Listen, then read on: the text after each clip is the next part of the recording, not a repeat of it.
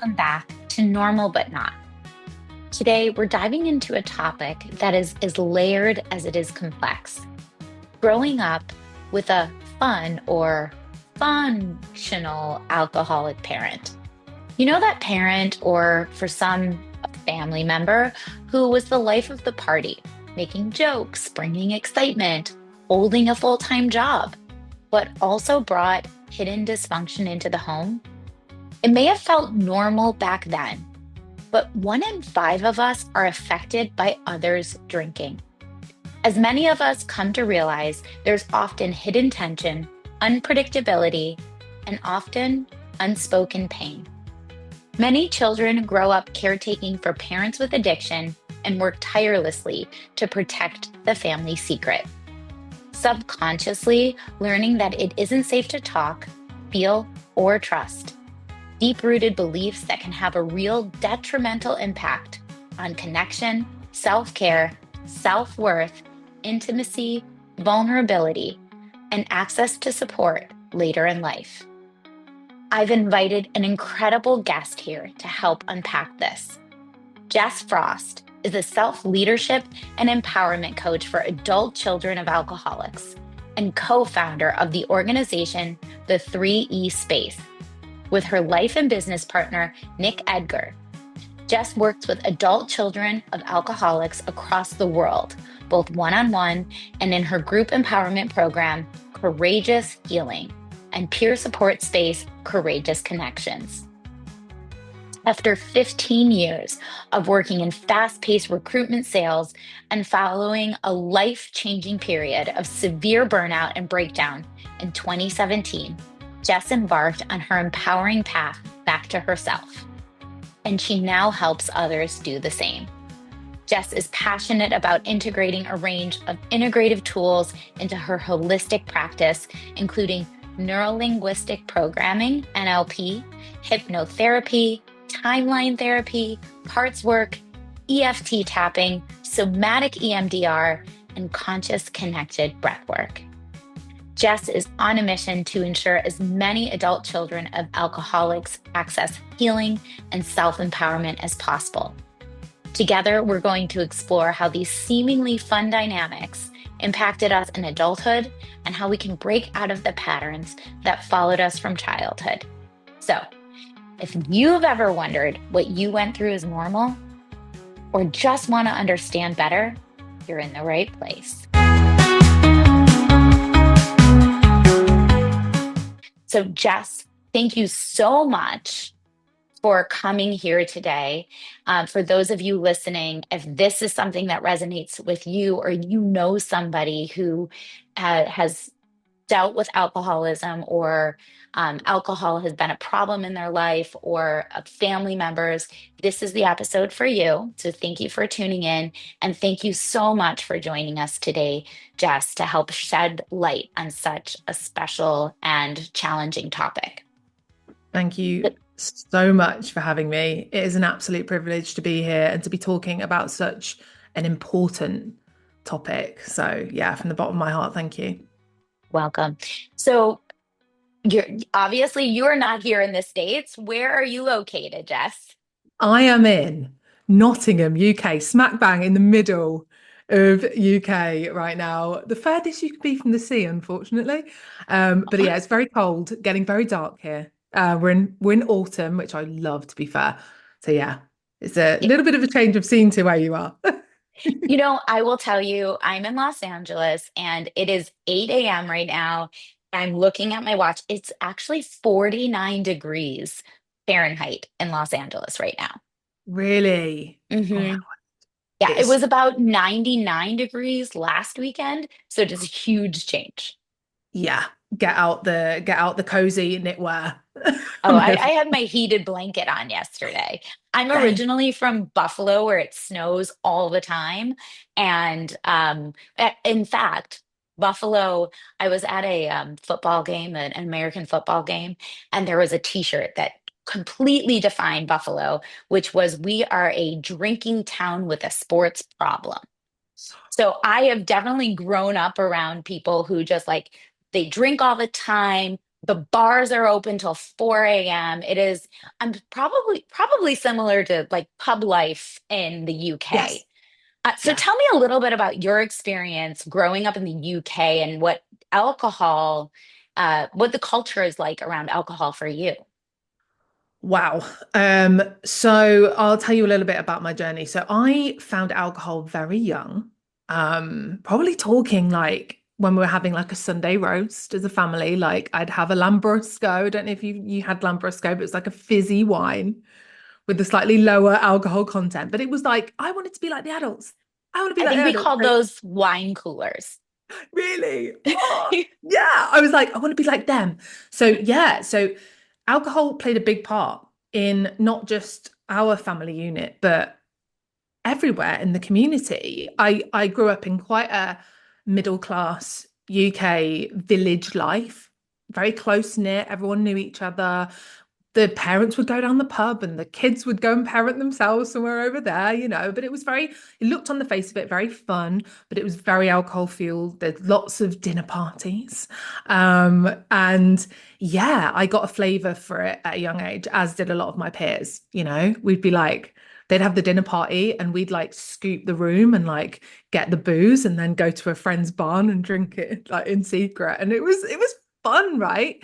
It was fun. It was like exciting.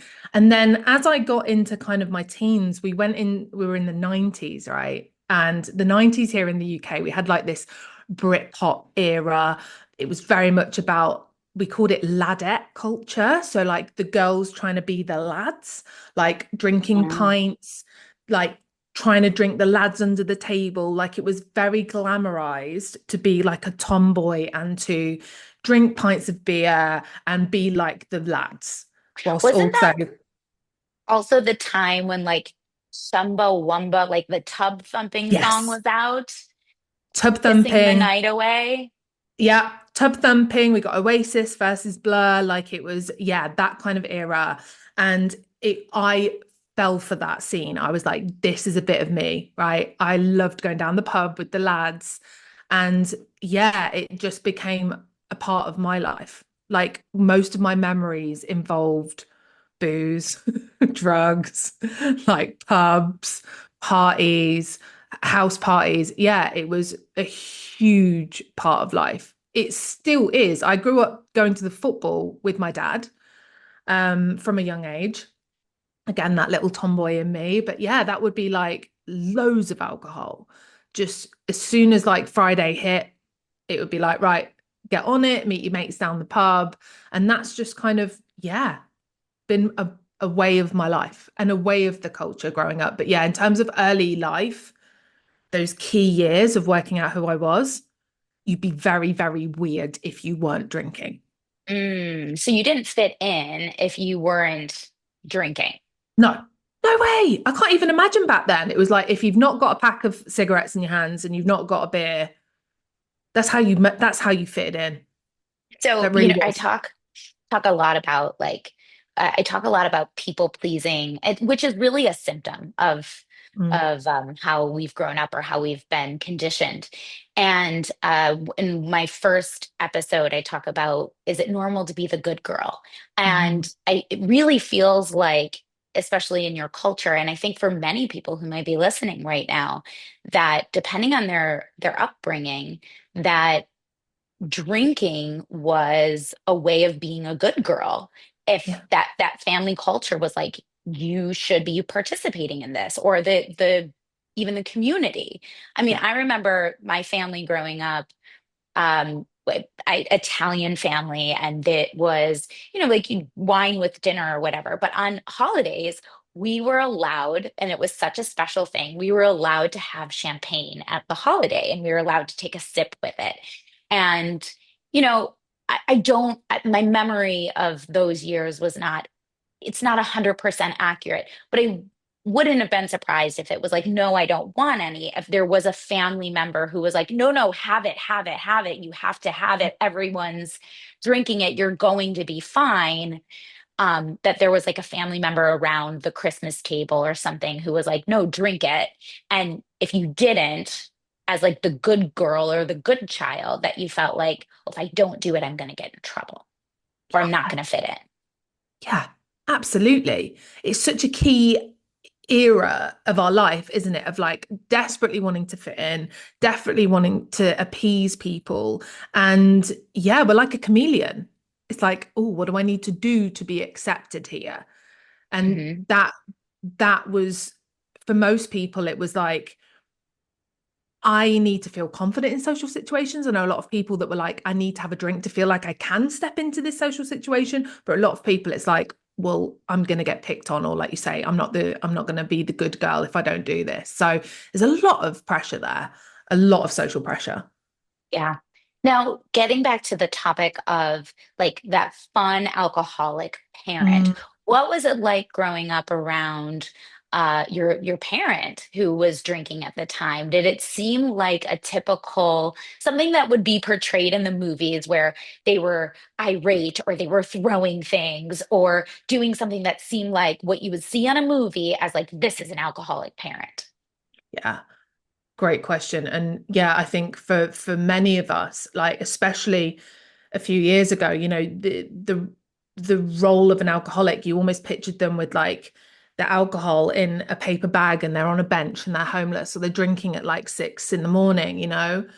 And my experience was that most people drank heavily. Like it was a way of life. My parents, I saw them very stressed a lot of the time. And I'd got my dad who really struggled with his mental emotional health. He was a very highly sensitive man, very spiritual, was always searching for his purpose. He was a creative, he worked in the arts. And yeah, he was, when in my younger years, kind of in and out of psychiatric care. So we'd be visiting him in hospital. And then when he wasn't in hospital, he wasn't able to work. So we saw him very depressed, very dark. And my mum, on the other hand, had to be the breadwinner. So she was just constantly busy, off and out of the house. And both of them medicated with alcohol. It was there for good days, bad days, and different days. It was just what the family did to unwind, right? And what my parents were always the party couple. Like they used to tell me and my sibling about the party days before we came along, where it would be their house was the party house. They'd often get dressed up and they'd be wearing like fancy dress and they got the vinyl out and they were big music fans. And they would be, share, there'd be drugs, there'd be alcohol back in the 60s, 70s. Do you know what I mean? Like they had a lot of laughs and they were the life and soul of the party, right? A lot of people saw them like that. I did when I saw them at dinner parties. There was so much laughter, so much great music, such great vibes. And if I'm honest with you, and I'm pretty sure that a lot of adult children of alcoholics will resonate with this, often my parents were at their happiest and I felt safest in that first or second drink that they were having, Mm, where would they it were like, they were warm, loving. It's always like as soon as they got that drink in hand, their shoulders went down, you know. So yeah, that's it. That's been an interesting reflection for me recently, that actually, there was periods of their drinking where actually that was fun and it was a laugh and we felt connected. So it was like without the alcohol, there may have been some tension. And with one or two drinks, that was the sweet spot. I was like, this is great. I can connect with them. It took the edge off from for them, whether it was because of some of the emotional things your father was going through or from what you mentioned, Mm, your mother, whatever was going on with her, that also helped take the edge off for her, and it was a connection. And I'll tell you, I'm not somebody, I don't drink at all right now. um and there, when I did drink, it was one, maybe two. mm, I'm I don't respond very well to alcohol. I don't feel good from it. But there would be like, there was one time I had a drink. We were in Hawaii and I have daughters. They're 11 and 13. And right now, and my daughter was like, "Oh, mom, you're so fun." And hearing that, I thought to myself, like, well, I want to be fun without it. And I think I am fun without it. And I really just don't want my daughter to think that you have to have a drink in order to be fun. Like that was the very first thought that I had in my head. Mm. And maybe it's because I did grow up around people who did drink a lot.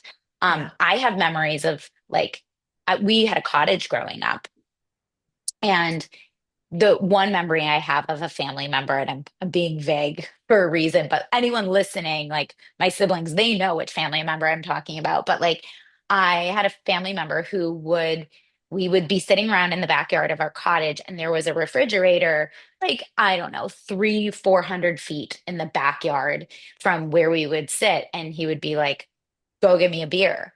And so Mm. we'd walk and get a beer, bring it back. And by the time we brought it back, he'd be asking another one of us to go get another beer. And like our Mm. memories growing up were just always getting this person a beer from the fridge at the cottage over the summer. And that to me was like, oh, well, this person's an alcoholic because all he does all day long is drink beer. Mm. And, but like there were other people I grew up around who like I didn't normalize as an alcoholic because they weren't constantly asking for alcohol. And maybe they were drinking, maybe it was in their drink, I didn't know, or they drink less than this person. And they Mm. were, to your point, like just a fun time to be around.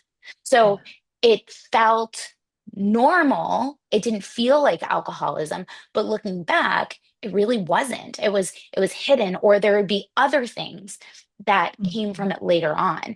Um, with that in mind, you know, you and I are both very aware of this, that when we grow up in these environments, we adapt. And something I've mentioned before in previous episodes, there's a great psychologist. His name is Terry Real, and he says what was adaptive then is maladaptive now. Yeah. And if anyone out there is familiar with this, I know you are, that there are these roles that we take on growing up as adult children of alcoholics, and maybe even like adult nieces or nephews or grandchildren. Yeah. But the roles are enabler, the hero, the scapegoat, the lost child, and the mascot. So can you talk a little bit about these roles, maybe how they develop and how they serve us as children, and how they really are no longer normal as adults and how they can affect us later on? Absolutely. Absolutely. And I think what I love about the roles is that this is where people tend to resonate, right? And this can be used, these roles can be looked at in a wide range of dysfunctional environments, right? We're going to talk to alcoholism, right?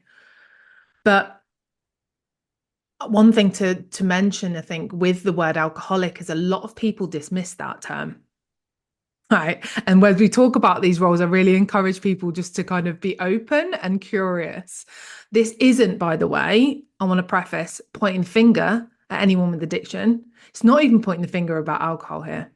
Really passionate about that. Like my dad's drinking spiraled massively to more so of what an alcoholic and Bunny is would look like, where he lost the family, was in a halfway house, probably going to be homeless, would be drunk whenever I saw him on the street, right? That's an extreme, but I want people to hopefully listen to this and be able to validate their own experience of, even if someone who doesn't use the term alcoholic, doesn't Right. mean you're not affected by the drinking. But rather than And just focusing, sorry, Dal, go on. no, I was going to say, I think that's really important what you just said there, which is why I wanted to reiterate Mm. it. Um, a friend of mine worked in, or still works in, rehab centers. And when asked, what defines an alcoholic, he will say that an alcoholic is only defined when the person who is affected, or the person who's drinking, states that they are an alcoholic, because until they recognize that it's a problem, they're not technically, by definition, an alcoholic. So I think it's more important about what you said, that if you are affected by alcohol, because it's not necessarily just the person drinking, it is the people around them who are also affected by alcohol. 100%. Like we could talk a whole podcast just on what alcoholism is. And I think it's such an important conversation. It's very complex, it's very individual, it's very nuanced. Like if I was to go on the UK NHS website, I'll read you what it says an alcoholic is, for example. But it says if someone loses control over their drinking and has an excessive desire to drink, it's known as dependent drinking, in brackets, alcoholism. Dependent drinking usually affects a person's quality of life and relationships, but they may not always find it easy to see or accept this, exactly like what you said, right? I think sometimes the easiest question to ask is it affecting me mentally, physically, behaviorally? Is it relationally affecting me? But the work I do with adult children of alcoholics, it isn't like you say, waiting for that person to put a label to it. Labels can be good and they can also be not very helpful. So asking that question, is my drinking affecting me? Is it affecting areas of my life? And then if you are in a relation to someone who's struggling with alcohol, is their drinking affecting me? And the roles are a fascinating illustration of how we protect the family secret, right? We Mm, talked about that at the beginning.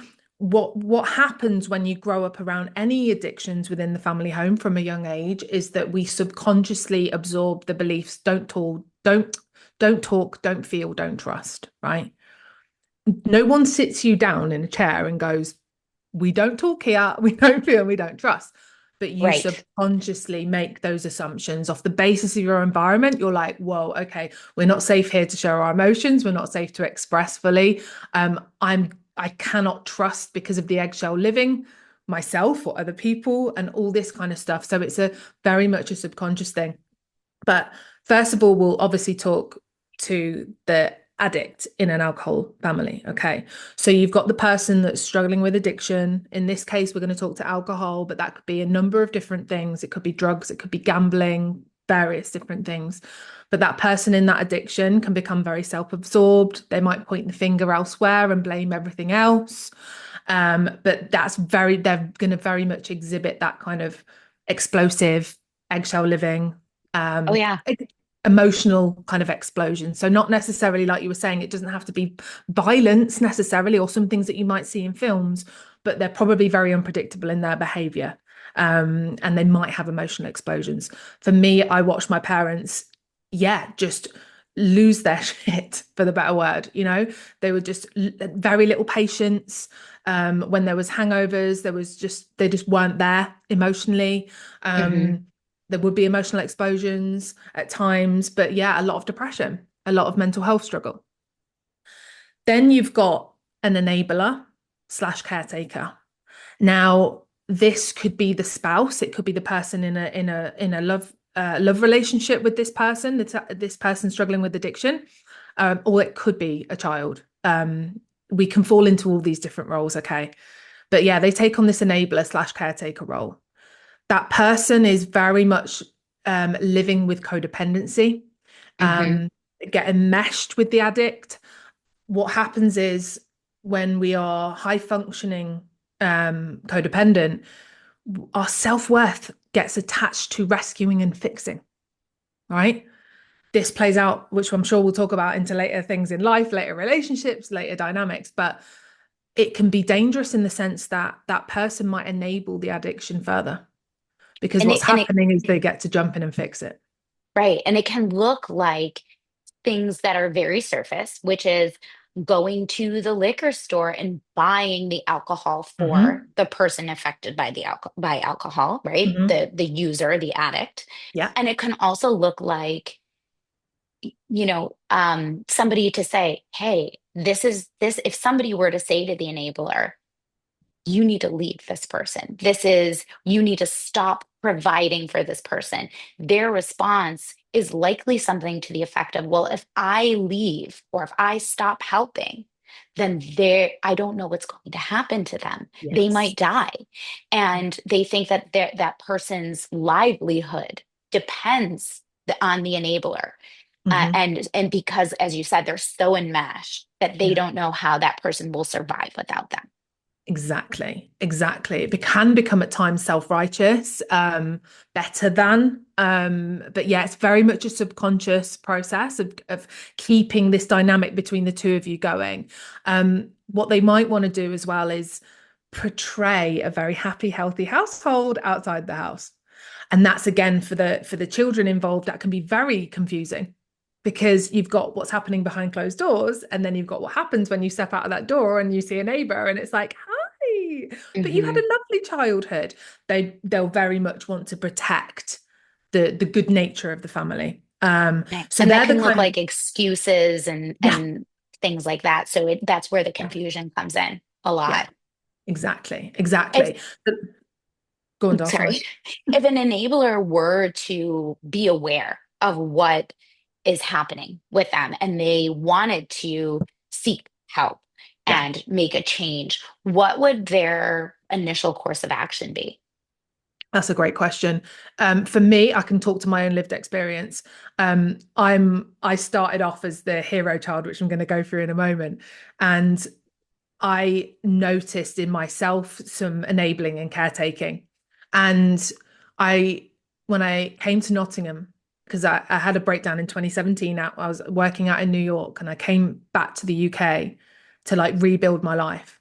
And I was listening to a podcast on codependency. I just heard the term. I was like, what the hell is this? And I was listening to it and I heard them use the term manipulation. And I was like sucker punch. Like me? What? And that was the moment of like penny dropping, that I am playing out some toxic behaviors too. And I'd always got a desire to be of service for people. I was fascinated with psychology. I studied it at university. I wanted to be a therapist or a coach. I wasn't sure. And it was the moment of the penny dropping where I was like, I need to sort this out because I cannot go into a role of service with, within mental health and coaching and healing with codependency, where Hmm. the results are linked to my self-worth and to me potentially coming in and swooping in and trying to make everyone better and heal and fix everyone. So I would say if you identify with that codependency of, oh, actually, I do tend to fix and rescue and forget myself and forget my own needs and just jump on in, that's the first amazing thing, is that awareness of like, okay, this is probably not healthy. There is lots of different ways that you can explore this. There's like traditional therapeutic routes that you could go down that allow you to build that like intellectualized awareness and cognitive awareness of these patterns.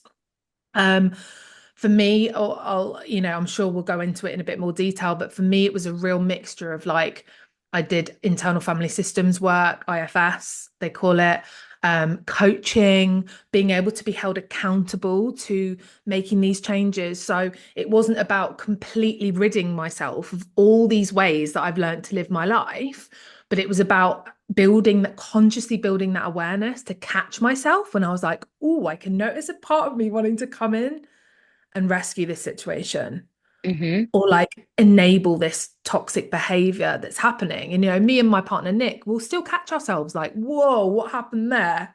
That didn't feel healthy. Yep. And So talk about awareness for in almost every episode so far, as far as actionable steps. Awareness is that first step for exactly the reason that you mentioned, is that you can catch yourself because you're like, oh, I see it now. Whereas before you may not have seen it. And similarly, um, I'm dying to hear you talk about the hero role, because I myself have identified as a hero, and also have recognized the patterns of codependency. And I'll just add in, and I don't know if it's the same in the UK, but here in the States, we have something called Codependence Anonymous. And I had taken myself to Codependence Anonymous. And that was very helpful for me. I'm very much a self-starter. Maybe it's the hero role. I'll say that eventually.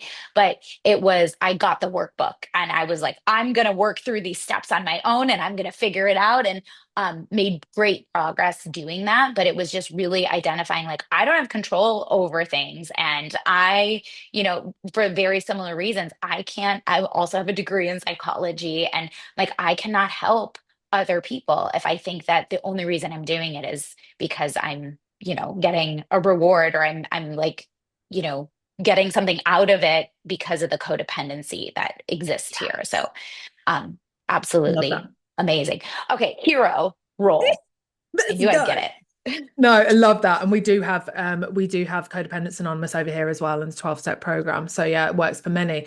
The hero, okay. The hero can often be the eldest sibling, doesn't have to be, but that was what it was for me. I was the eldest daughter, and the hero can be quite prominent with daughters as well. I think that like natural conditioning to be nurturing. But the hero tends to attach themselves to achieving, might gather certificates, might be the A-star pupil. Yeah, they want to please everyone. They struggle often with perfectionism. They can be like the therapist and friend to the parents as well. So yeah, being kind of an adult before their years, let's say, having to grow up very quickly, shouldering a lot of the weight of the problems of the family, but whilst keeping a positive attitude and making sure that please everyone and you go out and do your best and then present that to the world, right? So yeah, the hero, some say that the hero can sometimes be linked with let's say for example in the parental relationship there is traits of real toxicity and narcissism. The eldest sibling can almost be groomed for some of that as well, so groomed to really protect that secret, not let anyone call out any of the problems within the family. So the hero can often kind of side with some of the parents that really want to make sure that no one sees what's going on. A lot of pressure on that child's shoulders. Okay. So yeah, the hero, I've been there. Well, it also makes sense between the transition based on that definition of like the grooming to keep the secret from hero to enabler as Yeah. well. Yeah, exactly. Yeah. So you got the hero to enabler. I transitioned from the hero, and once I started doing the work and once I started like peeling back the veil, it became more black sheep, scapegoat, which can be really hard, which I know we'll talk about as well, of what support's available when you do go through that, of kind of seeing things for what they might be. But yeah, there's a lot of pressure on those shoulders. I work with mostly heroes, who literally, when they start doing somatics, start to notice the weight that their body's shouldering and how much that starts manifesting physically, for people with like whether it's autoimmune, gut problems, like pain, like you name it. So that's the hero. I'm sure many people will resonate with that. We've got the mascot, who tends to be like the class clown. I can see it in my family dynamic who falls into that role.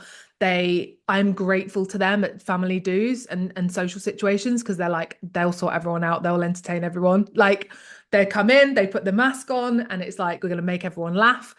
Probably a bit like toxic positive, love and light, like let's look on the happy side of life, let's have a joke about it. So yeah, they might be into like amateur dramatics. They are the performer. They are an amazing Hmm. performer, and that might translate into lots of different areas of their life. Um, then you've got the lost child, which the lost child tends to fade into the background, tends to disappear. Um, and I can, again, there's not enough siblings in my family for them to be one of each. I want to say that sometimes you might be an only child and see lots of these in yourself. But yeah, there are times when that child might just kind of disappear, do their own thing. They might isolate themselves. They might be a big dreamer and live in a fancy world, maybe a bit of a gamer, be on their own. And then you've got the scapegoat and the black sheep, which I kind of spoke to earlier, but I describe the black sheep as they're the highly sensitive ones in the family. they're the intuitive ones. They're the ones that start to go, there's something happening here. They might be shamed for their emotional experience, for their sensitivities. Um, and then you've got the scapegoat that can be the in bunny like bunny ears, the naughty one, the problem Hmm. child, the one that's getting into trouble here, there, and everywhere, the one that might be expressing themselves emotionally and being shut down for that. Often it's the child that's having quite a normal response to their environment that gets labeled with the scapegoat and the black sheep kind of titles, right? But for a lot of the time, they're seeing things for what that is really happening. Um, and yeah, a lot of people that kind of start noticing what's happening, start wanting to empower themselves, start wanting to break free from some of these dynamics. Sadly, if the family aren't able to hold that change, if that threat to the system is so big, because if you remove some of these roles, it's going to take a lot for that system, that family system, to rejig and recalibrate. It's not, it can't withhold it. So yeah, that's why a lot of people get singled out. A lot of people end up having to step away. Some people I work with are no contact for that very reason. So each of the roles hold a lot of weight. No one would aspire to kind of be in this situation for their life. It's a big pressure to hold to fulfill these roles. A lot of weight to be carrying, but being able to, like you say, recognize it, build that awareness, go, how is this impacting me and my relationships? Because these aren't isolated roles. These roles will play out in the rest of your life. Yep. And that's the thing. Some people may have thought that the way been behaving their whole lives has been normal. And Mm. it's not until maybe they reach adulthood or something happens in their interpersonal relationships that they realize that it's not. And Yes. they may, and maybe they're fine. Maybe they're married and their relationship with their spouse or their partner is totally normal. But Mm. their partner is the one who points out something that's not. Yes. And maybe you find your partner points out to you like that you are loyal to a fault, that you're the person who, like you keep kosher and you ordered something that was kosher on the menu and they bring you lobster and you don't send it back because you're afraid that you are going to upset the server or the person at the restaurant. And you're like, that's not normal. Like, you did not order that. And what do? You sit there and you pretend to eat it, you pack it up, you can't even eat it, you can't even bring it in your house. Then you go home and you eat bread and butter later. Like, maybe that's your first epiphany to like something's not normal here. Or maybe you're listening to this podcast for the first time and you're like, wait a minute. I do overachieve, or I did have all of the certificates in high school or college or whatever. And that explains why I'm constantly going, going, going, going, going. And if somebody tells me I'm lazy, I believe them because I Mm. was so used to being the hero growing up. Now all of this is finally coming together, and I'm realizing what I always thought was normal is not. By the way, my cat, you guys haven't noticed, wants to be the star of the show. So this is Oh, Oliver. gorgeous. Oliver. So So gorgeous. Oh my yeah, he's a God. ham. He's a ham. But yeah, I mean, it's all very interesting. I mean, even the lost child, I Mm. think sometimes has those tendencies to be that loyal to a fault because they don't want to be brought into the spotlight because they never were as a child before. And the Yeah. mascot, whether they were the class clown or they were the family entertainer, Yeah. that's how they're compensating in life now, right? Like they're trying to just be the life of the party. And maybe they've also become the alcoholic Yes. because that's how they know how to entertain people and that's how they relax. And Yeah. these are all those adaptive things as youth that have become maladaptive. And as you mentioned, the mask that is being put on is exactly that. It's a mask. And so to be able to live authentically doesn't come naturally to No. any of these different adaptations that those children have taken on. Yeah. So um, let's get into let's get into the journey. Let's get into the Yeah. journey of healing. We've talked about so many things, and you are very skilled in helping people. And you've mentioned, I went in your bio, we talked about somatics, and you mentioned it, EMDR, which is something that I've personally done, and I think is an amazing, amazing tool to help people. Um, let's talk about specific tools or exercises, some things that maybe people can do at home on their own. And EFT, I remember that one too, because I do that as well.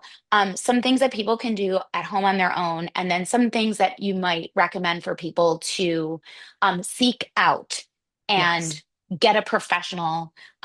You are a professional in this area, but also if you're not available because you're so booked up, what can people do and look for?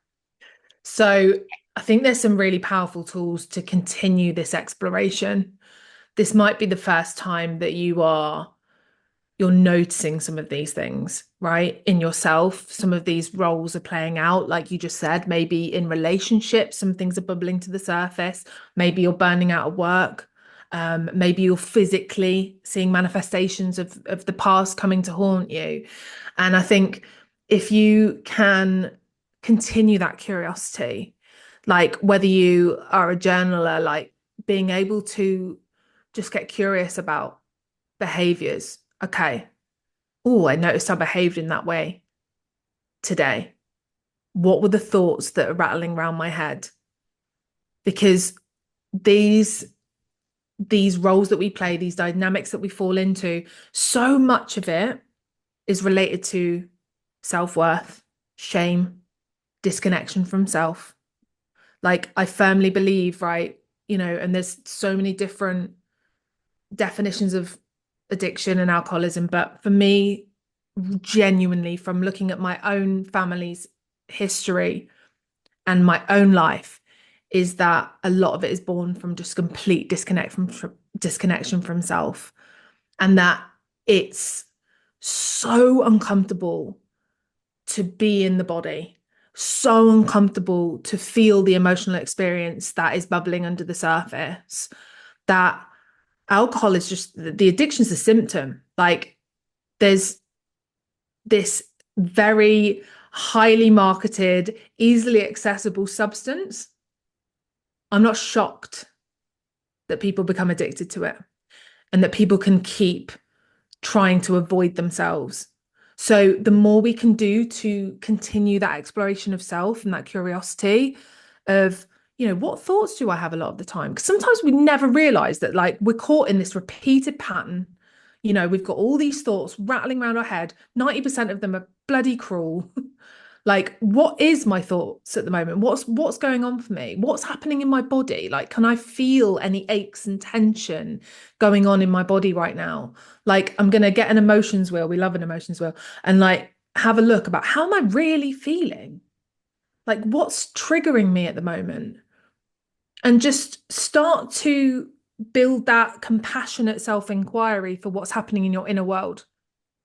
I want to add to what you said too, because there's 2 points that go along with what you said. One with the journaling, where you mentioned that there's all these thoughts that go around in your Yeah. head, and many of them are cruel, right? Mm, And I have found in my own experience and with my clients as well, some who have been very resistant to the journaling process at mm, first, and they just had done it.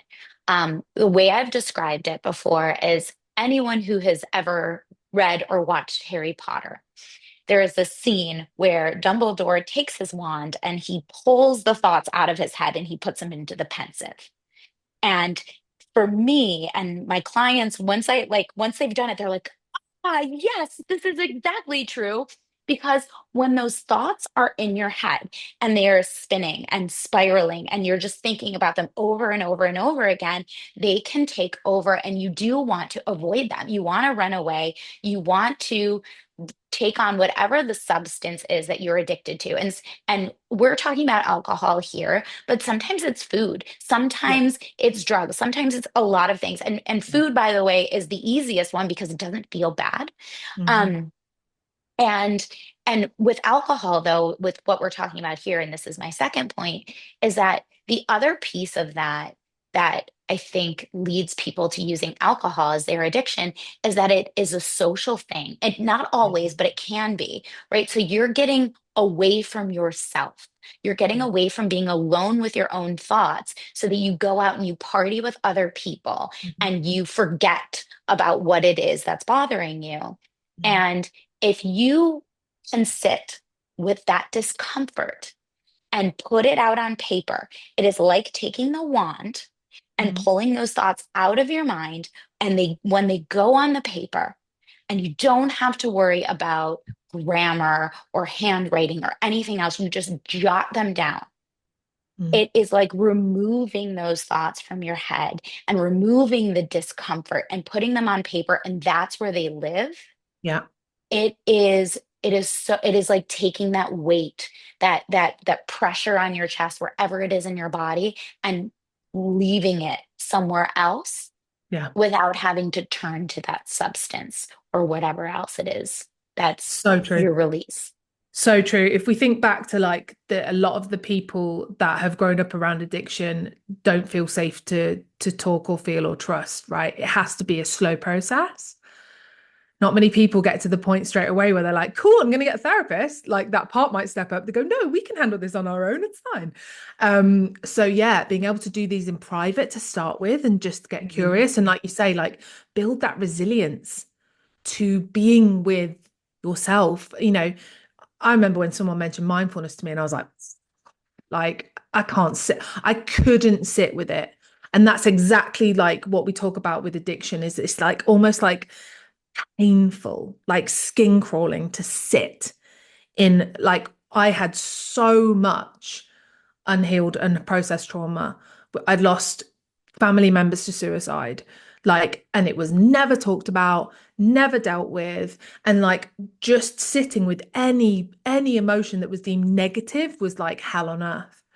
And being able to practice and experiment. I'd say experiment with a range of different things that you can try at home, of like, yeah, some of the journaling where you can let the paper hold it for you, but jumping on some online sessions where you can have your camera off and kind of dabble in whether it is some meditation or breath work or something that gives you an opportunity to have a bit of a self check-in and realize that like everything that's happening on the internal world is likely happening to try and protect you. It's like a conditioned survival mode from how you've had to be throughout your life. And I think this links really beautifully to like some of the next level stuff that people can start to do. I'm going to speak to this from an adult child of an alcoholic perspective, but it can be really powerful for any trauma healing. But it's why I love internal family systems therapy. Internal family systems therapy, or IFS, as a lot of people call it, started off as a therapy to help people with eating disorders. But what IFS does is, and it's so beautifully linked to the roles of dysfunction, you can start to explore some of the parts of you that were formed to protect you from a very, very young age. So it's likely as a result of these roles that you've had to play in the family, the fact that from a very young age, it's likely you disconnected your mind from your body to survive. You disconnected from your innate power and your intuition. You shut off your internal safety gauge that tells you which humans are safe and which aren't, right? Why we get stuck in, narcissistic, toxic relationships. We turn all that off. And what IFS does is, with a compassionate eye, we get to map out parts of us that were born to protect us, that were adaptive back then and got us through. And now in adulthood are showing up and they're driving the bus and we're like, no, no, no, we don't want this one driving the bus. So that that could be looking at all the parts of you that play all of the roles.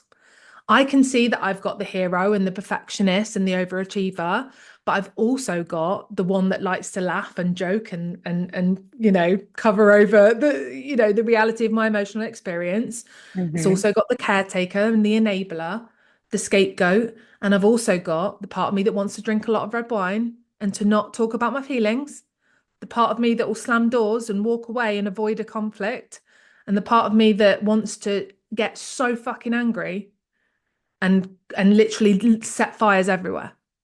Like, and being able to kind of understand that these beautiful parts of me were frozen in time and they have worked their asses off to protect me. And they've been, controlling my thoughts and controlling my emotions and controlling my behaviors. But what I get to do now is I get to step into the self leader within me, right? This beautiful self energy, which is in every single one of us, by the way, everyone, right? It's this innate, nurturing, protective energy where we are calm, we're connected, we're confident, we're curious, we're courageous, all of the beautiful C's. And we get to step more into that. And we get to show these parts of us that it's okay. We see them, we hear them, we're not getting rid of them, right? They're a part of us now, but they don't need to control everything. Like, I've got this now. I'm the adult. And when you didn't see those before, you couldn't, not only were you ignoring them, the bad parts of them, but you couldn't harness the power behind those parts as Yeah. well. You couldn't grow from them either. No, there's like, and you can be as spiritual and as woo-woo with this. That's why I love IFS. It can be quite spiritual, right? It's like this source energy. It's like this connection to ourselves, but also the universe and source. But what these parts of us do is they protect very wounded inner children in us. Like the effects for a lot of children growing up around addiction is horrendous neglect and emotional Mhm. abuse. And that has such an impact on people's inner children. And it means that we can't play in adulthood. Like I really struggled with being able to be like joyous and carefree and have fun. Like I still do to a certain extent have a phobia of games. So if someone says, let's play a game, my palms sweat, my heart beats out of my chest, and my head's going, oh God, like get out of here, get like literally flight. And I struggle to be in feelings of things going well because Mhm. those parts of me come up that go, whoa, shit, no, be hyper vigilant because some crisis is around the corner. Like something's going to go awfully wrong. Someone's going to die. Like, and it like forebodes any joy, any glimmers, any goodness. And what we get to do with IFS and somatics, where we can build safety in the body once more, is we get to see these protectors for who they are, love them, and thank them for everything that they've done, but go, it's not serving me now for you guys to be controlling everything. So you go play. You can step in, you can even come back at certain times. Like there's times when I really need my tough girl, right? I need her there because she's like, I'll fucking fight them if they come at you. So like Right. I get to choose that, but it's a conscious choice in adulthood. And I've built that self-connection that I was never able to safely build when I was an infant because my parents weren't able to. They just weren't able to be present in that sense. So I get to give that to myself, which is the most incredible journey. But also, my trauma doesn't go away. The effect that it has, I'm not getting rid of it, but I'm loving myself through it and I'm finding better ways to cope. So that's not the only way. There's obviously different like traditional therapies, talking therapies, EMDR, which is massive for processing some of the kind of stuck memories that we Mhm. get stuck in trauma. Um, there's like EFT tapping, like I use a lot of subconscious tools to rewire some of the beliefs that some of these parts are holding. And if you did IFS therapy, for example, what they'd help you do is they'd help your parts to unburden, they call it. So that weight that they're carrying, they can start to let go of the weight they're frozen in childhood, likely. So they're likely very young parts. So they get to become kids again. And that's when we start to enjoy the light and the joy and the play and the pleasure and the intimacy and all of that beautiful stuff. And So, yeah. sorry, I just want to speak to that too. Like with the IFS, it sounds like a lot of that inner child work, where I want to say this about families of the generations who were in probably our parents' Mm, generation. And a lot of that, if you've done, anyone who's listening has done any research on generational trauma, our parents behaved a certain way because their parents behaved a certain way, and so on and so forth. And each generation really does their best to try to do better than the generation before, but we're carrying traumas with us, and many of it is behavioral. Much of it is behavioral, and some of it is also hereditary, right? Like the eggs mm, in the grandmother were the same eggs that we carry in ourselves because yeah. of biological stuff I don't want to get into right now.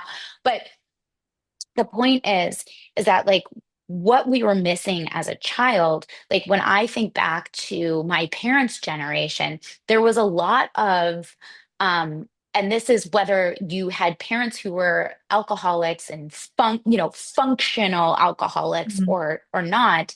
um, they were coming from a place of wanting the best for us as kids.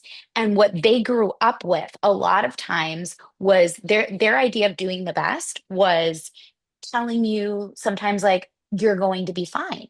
And that message of you're going to be fine may have come across as dismissive, and you don't need to worry about it. And so you didn't get to go through the process of going through your emotions or talking about it and doing the things that maybe you needed to as a child. So as Jess, you're pointing out, when you were a child, you didn't get to necessarily talk about or process the things that you needed to, which is why you're, as adults, we're doing all of that work now. mm, And part of that inner child work is being that parent to mm, that 7-year-old version of yourself. You're doing that to yourself and letting that version come out now as an adult, and do play-based things and so on. And it's also that journaling that you're talking about. It's that EMDR, which, for those of you who are unaware, as Jess mentioned, that rewiring of the brain, it looks different in different settings, but it can be following a light bar with your eyes. It can be physically tapping, and mm, it can generate old memories. But I mean, in my experience, it was I followed a light bar with my eyes, and it was almost like going through a dream sequence of memories where things were connected, and they didn't necessarily make logical sense. But by the end of it, if on a scale of 1 to 10, a certain memory was like an 8. By the end of it, it really felt like a 3, because you're processing it and you're wiring a different neural pathway so that it doesn't have that same trauma response that it did at the beginning of it. And sometimes at the end of the session, you're like, "Ooh, I am wiped out and I'm super exhausted by this." And sometimes at the end, you feel like this was like, I am a different person. But mm, there are many different therapies and things out there that can help you through this. And we are so much more aware. We don't have to be like, you don't have to feel bad. You don't have to be like, oh my gosh, I don't want to do this because that means I had terrible parents growing up. You didn't necessarily. Like, some of us might have. Like, mm, that's a true fact. Some of you might have had terrible parents, and I'm sorry that was yeah, your experience. And some of you might have had fun alcoholic parents. You might have had functional alcoholic parents. You might have had normal parents who now you're realizing were not. And seeking therapy is not saying that there was anything wrong. Your parents were doing the best that they could. They wanted to help you the best way they knew how with the tools that they had. yeah, And what you're doing now by seeking out new tools is you're helping yourself. yeah, And if you are a parent yourself, then what you're doing is you're helping yourself so that you can help your children. Yeah, and break the cycle and give them a better life than you had when you were a child. that's exactly it. Like mic drop, because I think sometimes we can be quite like black and white thinking. Another trauma response. But having duality, being able to lean into nuance when you're on a healing journey is so important. Well, quite rightfully, what you said, I can look back and I can genuinely go, I have beautiful memories of my parents. I have beautiful memories of my family. I have beautiful memories of the things we did together, right? I can also go, they did the best they could, right? And I can also go, but it wasn't enough. And I deserved more.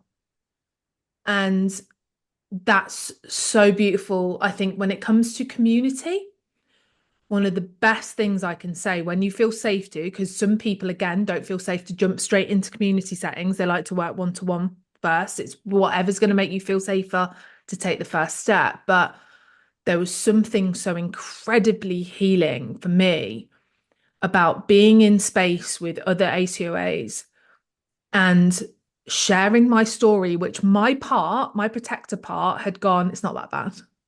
I'd shared it out loud, and other people were like, that sounds fucking tough, Jess. And like that corrective experience for my inner family system of hearing those words that I often don't get from my own family was so powerful. And I think it's about being able to validate yourself. You can hold both. You Hmm. can go, this is not sustainable for me anymore. I'm doing my best, but there are things bubbling to the surface that I can't ignore anymore. And it's like you said, choosing to be that cycle breaker, whether you've got kids or not, if it ends with me.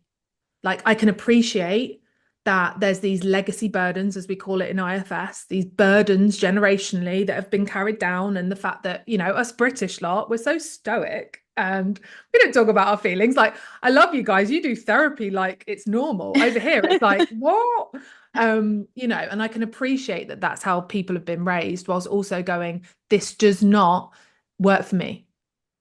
I can't live like that, and being able to give whatever you need, only you. And you don't need to heal with the permission of a parent. You Hmm. don't even need to go there and share anything. Your healing journey is for you, right? And it's whatever is the next best step for you that's going to gift you a bit of that healing experience and a healthier way of being. And like you said, that community process, I remember being hesitant to it at first as well. And there is a lot of healing that can take place. And what there's so much available online now, as you mentioned before, where you can just sit with your camera off and just listen. And you don't have to be an active participant, but you can be a passive one and see if that's the right place for you or if anything resonates there. And really just know that you're not alone, which basically starts that kind of wraps up where we started, which is that sense of belonging and wanting to fit in and know that you're just not off to the side and that you don't stand out in the crowd.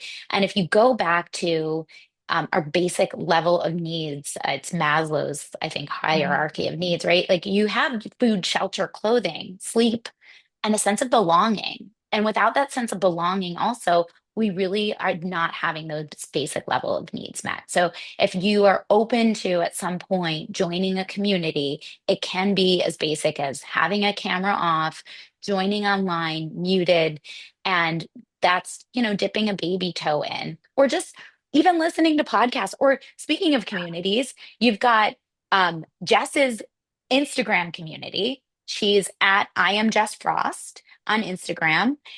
She's got some really great content out there. And there's a lot of this both and thinking, right? Like it's okay to say that I was, you know, I had a loving parent and it wasn't enough kind of content. Know that you're not alone. Awareness is the first step. You can also check out at Complete Coaching with Krystal for some of the people pleasing, codependency stuff. Please follow both of us. Jess, um, is there anything else you want to add before we completely wrap up with this episode? I'm going to share just a few statements that I found by NACOA, who is a charity who do incredible work for children of alcoholics. They rely solely on fundraising, and it's these C's that they have on the website, which I think can be so powerful for people to kind of anchor in. But it's I didn't cause it, I can't control it, I can't cure it, I can take care of myself, I can communicate my feelings, I can make healthy choices. And I think having that reminder that you come first, and as deeply painful as it is to watch a loved one struggle with addiction, the best thing you can possibly do is put that gas mask on first and look after yourself. So I really hope this conversation encourages you to do that, whatever that looks like for you, is take that next best step to lead with yourself and put yourself first. And please rewind that, listen to that again. That was really important, those C's. Jess, thank you so much for joining me today. This was more than I could have ever hoped for myself, for our listeners. Your expertise and your insights were absolutely amazing. I think it's really important for people to know they're not alone. Awareness is the first step. So I'm hoping that this episode really made some people feel aware for the first time. And maybe it's people who are already aware, just it resonated even more. This path forward really does not involve you guys carrying on these roles forever. To all of our listeners, if today's episode resonated with you, remember, just because something was normal for you growing up does not mean that it is healthy or true for you now. And that's where what we're here to unpack together. So, again, as I mentioned before, and I will link Jess's bio and some extra links in our show notes. But be sure to check out Jess on her Instagram at I am Jess Frost for more incredible resources and navigating life as an adult child of an alcoholic. Jess, thank you so much for sharing your insights and your expertise with us today. It's so important for people to know they're not alone and that there's a path forward. It doesn't just involve carrying these roles forever. To all of our listeners, if today's episode resonated with you, remember, just because something was normal for you growing up doesn't mean it's healthy or true for you now. And that's what we're here to unpack together. Be sure to check out Jess on Instagram at I am Jess Frost for more incredible resources on navigating life as an adult child of an alcoholic. Next week, we're diving into a big one. Is fear of being abandoned or disliked normal? We'll unpack why these fears can take such a hold on us, especially for recovering people pleasers, and how to start loosening their grip. So make sure to tune in and you won't want to miss it. Until then, remember, you're not alone. You don't have to live in the past or in anyone else's version of normal.